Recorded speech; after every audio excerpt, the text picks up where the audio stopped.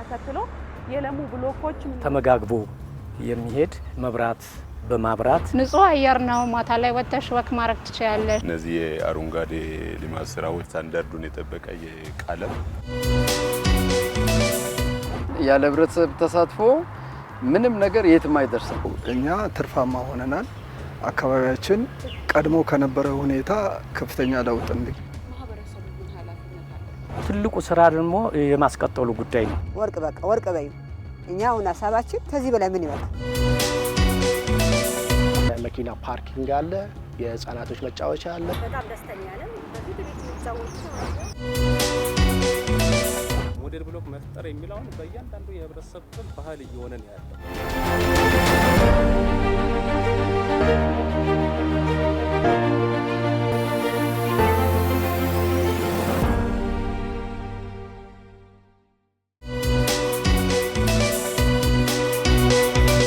ሰላም ጤና ስጥልኝ ተመልካቾቻችን፣ አዲስ ሚዲያ ኔትወርክ ከአዲስ አበባ የህብረተሰብ ተሳትፎና በጎ ፍቃድ ማስተባበሪያ ኮሚሽን ጋር በመተባበር የሚያቀርብላችሁ የቴሌቪዥን ፕሮግራም ሰዓት ላይ ነው የምንገኘው። በዛሬው ፕሮግራማችን እንግዲህ ከተማ ውስጥ የለሙ የኮሪደር ልማቶች በውስጥ ለውስጥ ከሚገኙ መንገዶችና ብሎኮች ጋር ምን ያህል ትስስር አድርገዋል የሚለውን እንቃኛለን።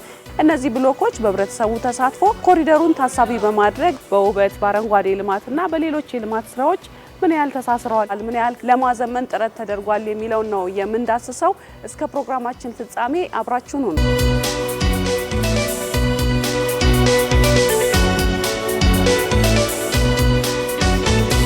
በልደታ ክፍለ ከተማ ወረዳ 6 አሜሪካ ትምህርት ቤት ተብሎ በሚጠራው አካባቢ ነው የተገኘው። በዚህ አካባቢ እንግዲህ ኮሪደርን ተከትሎ የለሙ ብሎኮች ምን ይመስላሉ የሚለውን እንቃኛለን። ወደ ውስጥ እንገባለን።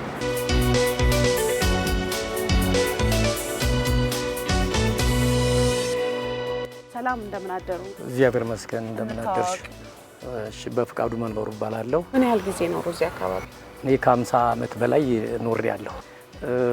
ለኮሪደሩ በጣም ቅርብ የሆነ አካባቢ ስለሆነ ኗሪው በዚህ ሁኔታ ላይ ተሳትፎ እንዲያደርግ በብሎክ ካውንስሉ እና በተለያዩ አካላት በተደረገው ቅስቀሳ እና ህብረተሰቡም ራሱ በለዚህ ጉዳይ ተነሳሽነት ያለው በመሆኑ ከኮሪደሩ ጋራ በደንብ የተያያዘ ተመጋግቦ የሚሄድ ስራ ነው የተሰራው። በብሎኩ ነዋሪዎችን በማስተባበር መብራት በማብራት ቀለም በመቀባት እና ሌሎችን ውብ እና ጽዱ በማድረግ የተሰራ ስራ ነው። ይህም የህብረተሰቡ ከፍተኛ አስተዋጽኦ ያለበት ነው። ንጹህ አየር ነው። ማታ ላይ ወጥተሽ ወክ ማድረግ ትችያለሽ። ብርሃን አለ። በፊት ጢሻዎች ነበሩ፣ ጨለማ ነበር። አሁን ላይ መብራት አለ። ማታውኑ ስትሄጂም ብታድሪ ምንም የሚያስፈራ ነገር የለም። ከዛም አልፎ ውብ ነው እና ይሄ ደግሞ ከሀገር ገጽታም ከሰፈርም አኳያ ጥሩ ነው።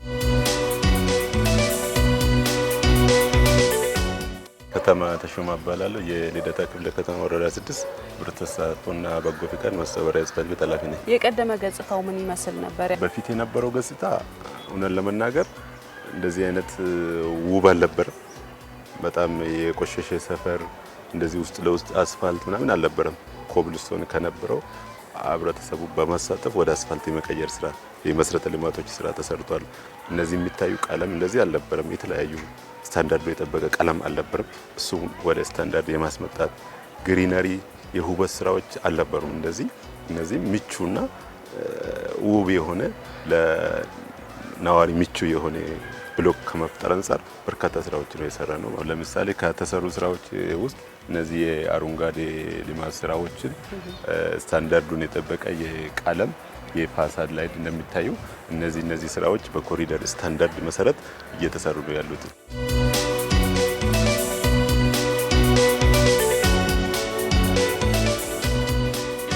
ሰላም ነሽ? እንዴት ነሽ? ደህና ነኝ። ጎሳ ይባላለው። በፕሮፌሽን አርባን ፕላነር ነኝ። ከኮሪደር ልማት ጋር ተያይዞ የለሙ ብሎኮች ከተማዋ ላይ ያዘችው መዋቅራዊ ፕላን ምንም ምርት አላቸው? እጅጉን በጣም የሚያስደምምና በልዩነት የተሰራ በከተማ እድገት ታሪክ ውስጥ በእንዲህ አይነት ስኬልና ደረጃ ተሰርቶ ማህበረሰቡ ደግሞ ተጠቃሚ ሲሆን የሚታይ ልማት እንግዲህ እኔ ባለኝ ሙያና እንትን አካባቢ ምናልባት ፓሪስ ፈርሶ ሲሰራ በእንዲህ አይነት መልኩ ተሰርቶ ሊሆን ይችላል። ከዛ ባሻገር ግን ቀስ በቀስ ነበር የሚሰራ። ኮሪደር ግን በአንድ ጊዜ እንደ ግራንድ ፕሮጀክት ተደርጎ ነው የሰራው። አፍሪካ ደረጃ በዓለም አቀፍ ደረጃ ትልቅ እምርታን አግኝቶ ማህበረሰቡን እያገለገለ ነው ያለው። የፊት ለፊቱን ይህን አይተ የኋላ ያለው በደንብ የማይሰራ ከሆነ ከዚህ ጋር የሚመጠን እድገት የማይመጣ ከሆነ በራሱ አስቸጋሪ ነው የሚሆነው። ምናልባት ኮሪደር ግንዛቤው የመጀመሪያው ሲሰራ መንገድ ማሳመር አይደለም። ቀጥሎ ያለው የመሬት አጠቃቀም አለ። ቀጥሎ ያለው የቢዝነስ ቦታዎች አሉ። እነዛንም አብሮ እንዲለማ ተደርጎ ነው የፕሮፖዛሉ የተሰራው እቅዱ የተነደፈው ማለት ነው። አንድን ሙሉ ብሎክ እስከ 200-300 ሜትር ገብቶ ነው እቅድ የታቀደው ማለት ነው። አሁን ያለው ነገር ምንድነው? በመንገድ ማወቅር ደግሞ ከዛ ባለፈ ነው። ረጅም መንገድ ስለሚሄድ እቅዱ ፕሮፖዛሉ የተሰራው በዛ ደረጃ ነው። ስለዚህ አሁን ማህበረሰባችን ማድረግ አለበት ብዬ የማስበው ስፔሲፊካሊ በአዲስ አበባ ላይ የብሎክ አደረጃጀት የሚባል ነገር አለ። ያ የብሎክ አደረጃጀት ወደ ታች ወርዶ አሁን እንግዲህ ለብዙ አካላት ኮሪደር አሰራሩም አስተሳሰቡም በጣም ግልጽ የሆነበት ሁኔታ ነው ያለው። እኛ ትርፋማ ሆነናል። አካባቢያችን ቀድሞ ከነበረ ሁኔታ ከፍተኛ ለውጥ እንዲገኝ ተደርጓል። ማህበረሰቡም ለሚደረገው እንቅስቃሴ ተባባሪ በመሆን አካባቢውን እንዲያምር አስፈላጊውን ትብብር እያደረገ እኛም አብረን ከልማት ኮሚቴው ጋር ተባብረን አካባቢያችን ከፍተኛ ለውጥ እንዲኖረው አድርገናል። ያው እንደምታዩት አካባቢያችን በጣም የተዋበ ነው፣ ያማረ ነው። የአካባቢውን ሁኔታ ከፍተኛ ለውጥ ያመጣና እስከዛሬ ድረስም በምንኖርበት ጊዜ ያላየነውን ነገር እንዲታይ ተደርጓል።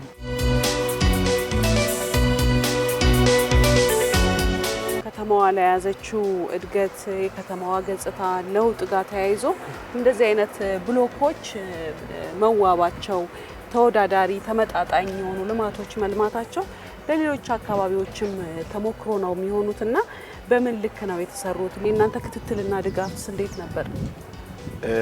ይህንን ስራ ስንጀምር የብሎክ ካውንስል የሚባል አለ። ከነዋሪ ውስጥ የተወጣጡ የባለቤትነት ስሜት እንዲሰማቸው እነሱንና ነዋሪን በማቀናጀት አብዛኛው ስራ የተሰሩት በነዋሪዎቻችን በራሱ ነዋሪ እኛ አብዛኛው ግንዛቤ መስጠት ኮሪደር ልማትና ይሄንን አስተሳስረን ሀሳቡ ህዝቡ ውስጥ እንዲገባ ነው ያደረግነው። ከዛ በኋላ ህዝቡ በራሱ አስተሳሰብ ለውጥ ካመጣን በኋላ በራሱ ነው ህዝቡ እየሰራ ያለው ማለት ነው። ትልቅ ለውጥ ነው ያመጣው። ህዝቡ ላይም ትልቅ ለውጥ ነው ያመጣው። ቅንጅት ስራ ነው ይሄ። አሁን እኛ እንደ ህብረተሰብ ተሳትፎና በጎ ጽሕፈት ቤት የማስተባበር ስራ ነው አብዛኛው የምንሰራው። ህዝቡን የማሳተፍ ባለሀብቱን የማሳተፍ ስራ ነው። ከዛ በኋላ ለህዝቡ ሙሉ ኃላፊነት እየሰጠ ነው ያለ ነው። ህዝቡ ራሱን የማስቀጠል ስራ እንዲሰራ ህብረተሰቡ ራሱን ለራሱ ደህንነት ለራሱ ሲወጣ መልካም ነገር እንዲያይ ውብ የሆነ ነገር እንዲያይ ከፍተኛ የሆነ አስተዋጽኦ እኛም ቅስቀሳውን በማድረግ ህብረተሰቡም ደግሞ የአካባቢ ነዋሪ በደንብ የሚያውቅና የተረዳ ስለሆነ ለዚህ ምንም ፈጣን ምላሽ የሰጠ ህብረተሰብ ነው።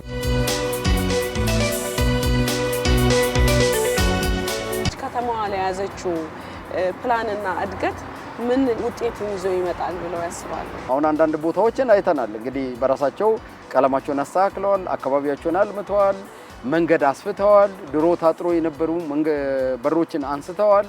አካባቢያቸውን እያለሙ ስለሆነ የዚህኛውን ገጽታ ወደ ውስጥ አምጥተን ከተማችንን ሌላ ወይ ደግሞ አካባቢያችን የተለየ ሞዴል አድርገን ለራሳችንም የምንኖርበት ይሆናል። የጋራ አስተሳሰቦቻችንም ወደ አንድ ማምጣት ይችላል።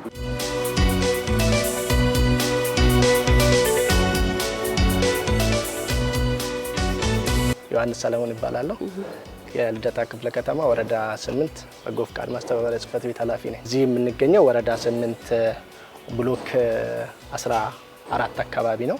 ኮሪደሩ ጋራ ግንኙነት እንዲያደርግ በደንብ ነው የሰራነው ደግሞ ከኮሪደሩ ጋራ ጭምር ውስጥ ለውስጥ ሲገባ በፊት ማብራት የሌለበት መንገዱ ንጹህ ያልሆነ የነበረና አስፋልትም ያልነበረ የነበረና አስፋልቱ ደግሞ የተነሳ የተበላሸ ነበር። እነሱን የማስተካከል ስራ ሰርተን ከዛ ውጪ ህብረተሰቡን በማሳተፍ ነዋሪዎቹን በማሳተፍ ሙሉ ለሙሉ ወደ ሞዴል የቀየርንበትና ሙሉ ለሙሉ መብራት ፋሰር ላይት እና አስፋልቱንም ሙሉ ለሙሉ የቀየርንበት ሁኔታ አለ ማለት ነው።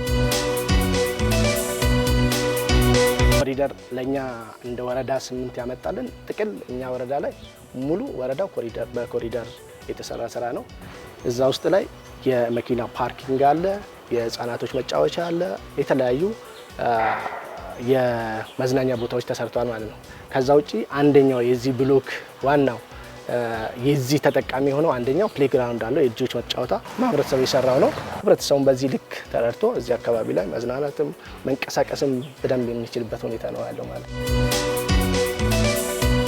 በፊት ቤት ነው የሚጫወቱት። አሁን ይሄው እያመጣን እያጫወትን ይሄን መሰለ መጫወቻ ቦታ አለ። በጣም ደስተኛ ነን። እያመጣን ይሄው እንደዚህ ልጆች እያጫወትን ነው። አካባቢውም እንደምታዩት ነው። በፊት እንደዚህ አልነበረም የነበረው። መብራቱም አስፋልቱም ተሰርቶልናል እና ሁሉም ተባብሮ ቢሰራ የበለጠ ይሰራል ብዬ አምናለሁ። አዲስ አበባ ከተማ በተለይ ከዚህ ከኮሪደር ልማት ጋር ተያይዞ እየዘመነች ያለች ዓለም ተወዳዳሪ የሆነች በርካታ ሀገራት መጥተው ተሞክሮ የሚወስዱባት ከተማ እየሆነች ነውና እነዚህ የኮሪደር ልማቶቿ ታዲያ ብሎኮች ላይ ተሳስረው እንደዚህ አይነት ልማቶች እንዲለሙ ለትውልዱን በማስረከብ ረገድ ማህበረሰቡ ምን ኃላፊነት አለበት ይላል? ትልቁ ስራ ደግሞ የማስቀጠሉ ጉዳይ ነው። ለትውልዱ የማስረከብ ስራ ነው ትልቁ የሚጠበቅብን እና እንደውም ይህንን ለማስጠበቅ ደግሞ አሁንም በዚህ በብሎክ ካውንስል በማጠናከር ነዋሪው ራሱ የራሱን ተሳትፎ በማድረግ እንዳይበላሽ የማድረግ ስራ፣ የሚበላሹ ነገሮችም ካሉ ፈጥኖ የማስተካከል ስራ ይጠበቃል ማለት ነው። የራሱ ነው፣ የነዋሪው ነው፣ የማንም አይደለም። የነዋሪው ህብረተሰብ የህብረተሰቡ ሀብት ስለሆነ አንድ ክር ምንም አቅም የለውም። ክሮች ግን ሲተባበሩና አንድነት ሲበዙ ጠንካራ እንደሚሆኑ ሁሉ ህብረተሰቡ እንደዛው ከተያያዘ አስፈላጊውን የሚፈለገውን ማንኛውንም ልማት ለማከናወን በቂ ይሆናል ማለት ነው። አንድነቱ የበረታ ይሆናል። ለሚቀጥለውም ትውልድ የተሻለ ነገር አትርፎ ማለፍ ይሆናል ማለት ነው። እንደ ነዋሪነቴ እኔ ይቀጥል ነው የምለው። ከዚህ የተሻለ እና ያልተዳረሰ አካባቢ ተዳርሶ ያው አገር ወደፊት እንደለማች ሁሉ መንደርም ውስጥ ለውስጥ ያለው መልማት አለበት። በዚሁ ይቀጥል የሚል ሀሳብ ነው ያለኝ።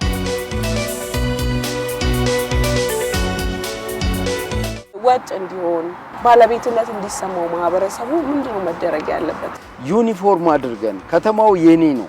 አሁን እንግዲህ የከተማ ግንዛቤ መምጣት ያለበት እኔ ቤቴ ውስጥ የምኖርበት ቤቴ የኔ ነው ብዬ ነው የማስበው። አካባቢዬ የኔ ነው ማለት አለብኝ።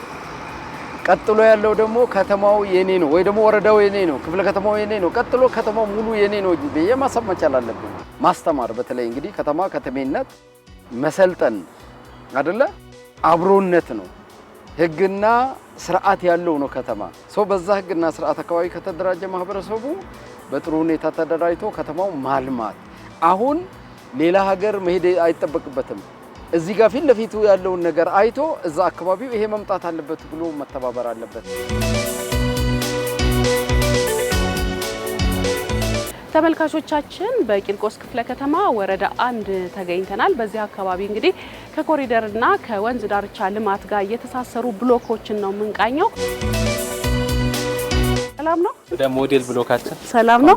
እንኳን ደህና ቆየ። እንተዋወቅ። በመጀመሪያ ሀብታሙ እባላለሁ። የቂርቆስ ክፍለ ከተማ ህብረተሰብ ተሳትፎና በጎ ፍቃድ ማስተባበሪያ ጽሕፈት ቤት የአካባቢ መሰረተ ልማት ማስፋት ቡድን መሪ ነኝ። ከዚህ ከኮሪደር ልማት ጋር ተያይዞ ከወንዝ ዳርቻ ልማት ጋር ተያይዞ ብሎኮችን ሞዴል የማድረግ ወይም ደግሞ የማስተሳሰር ስራዎች እየተከናወኑ ነውና አንዱ ማሳያ የእናንተ የቂርቆስ ክፍለ ከተማ ወረዳ 1 ነው። ንቅናቄው እንቅስቃሴያችሁ ምን ይመስል ነበር በዚህ ረገድ? እንግዲህ እንደ ክፍለ ከተማችን ካሉን 199 ብሎኮች ውስጥ የተቀናጀ ሞዴል ብሎክ ወደ 23 የሚሆኑ የሞዴል ብሎክ መስፈርቶችን አዘጋጅተን በዚህ በጀት ዓመት በእያንዳንዱ ወረዳ 2 ብሎኮችን ሞዴል ለማድረግ በእቅድ ይዘን እየሰራን እንገኛለን። አሁን ያለንበት ወረዳ 1 ላይ እንግዲህ በጣም በርካታ የኮሪደር ልማት የተሰራበት ሁኔታ አለ።